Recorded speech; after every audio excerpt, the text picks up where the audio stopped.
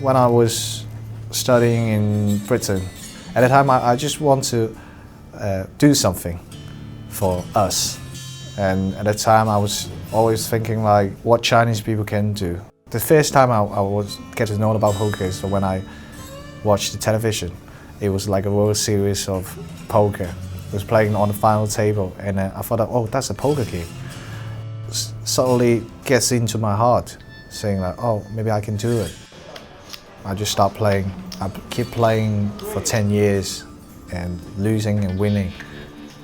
The first tournament, I still remember it was like a £10 rebuys, something like that, and it's about 60 people. This is the first time I went into the game, and I just say, because at the time I said to myself, saying like, I went into the competition, see how far I can go and how good the rank is.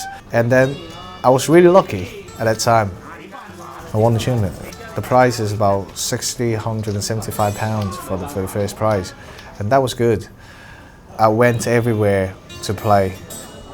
I came back to China, and I really want to introduce this game to Chinese people because I want to let everyone know that there's a really interesting game going on, saying like Australian, because they got like Aussie poker tournaments and Europe poker tournaments, or even Asia poker tour or something like that. So I want like Chinese people to get to know about this game. The first time I went to like a private game, it's kind of like it's just like a small room with like very small tables and full of people like playing. I really want to like let people know about how the game is and how passionate this game is, involving mathematics, involving psychology, and your emotional control. Like a human life, squeeze that into on the table. You can't find out a person what they're really thinking, but actually on the table it's really easy. So that's why when I set up this club, the first thing I would say is strictly no gambling.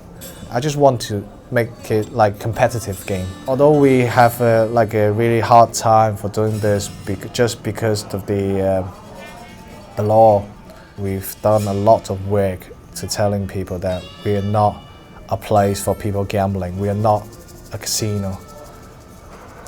It's just some kind of misunderstanding as well. It still takes a time to like let people get to know this is a sport. It's not about gambling, it's a sport. Everyone on the same level, no matter who you are, whatever your age is, when you sit on the table, we're all the same.